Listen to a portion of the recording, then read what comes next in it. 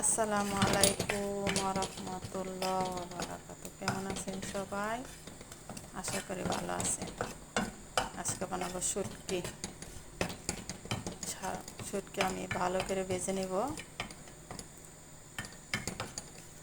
এই শুটকি বেশি দিতে হয় না, অল্প দিলেই হয়ে যায়। আর আমি অল্প তরকারি পাকাই আজকে, এই জন্য আমি অল্পই নিয়েছি।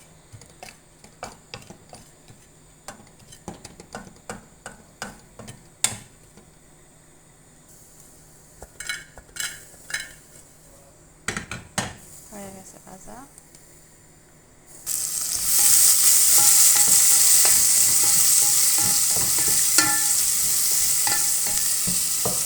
কাঁচামরিচ, রসুন, পেঁয়াজ, তেল,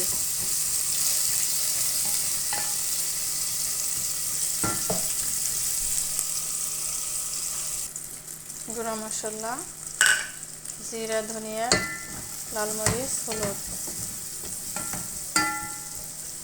স্বাদ মতো লবণ।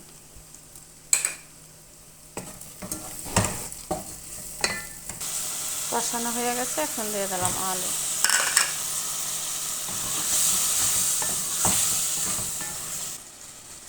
এখন দিব লাউ শাক, ভালো শাক করে দিয়ে রেখেছি। দিয়ে দিলাম লাউ শাক, আলু দিয়ে, লাউ শাক দিয়ে, শুটকি দিয়ে।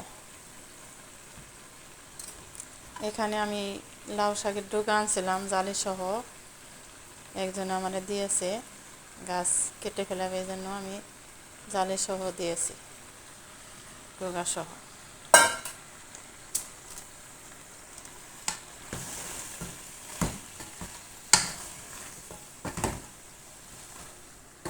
ভালো করে কষিয়ে নিব আলুর সাথে। আমাদের চুলাটা খালি ডক ডক করে, কারণ এই চুলাটা খারাপ, এই জন্য ডক ডক। চুলা আছে আর বেগো দুইটা করে পাকের ঘরে থাকে, একটা থাকে বাইরে, এটা খালি রান্দা, আর একটা আছে ভিতরে কেক গাফা এটি বানানোর জন্য। এই জন্য এটা ঠিক করে না, আমি বলছিলাম ঠিক করতে।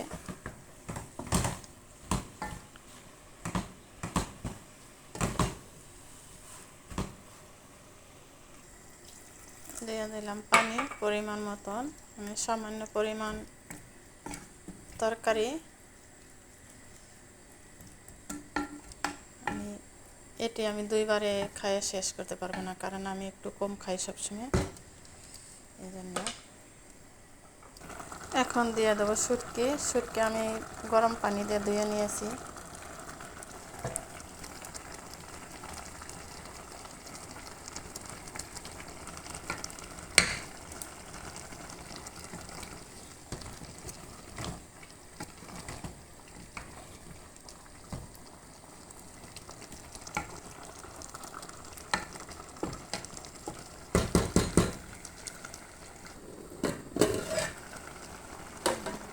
মশলা হয়ে গেছে।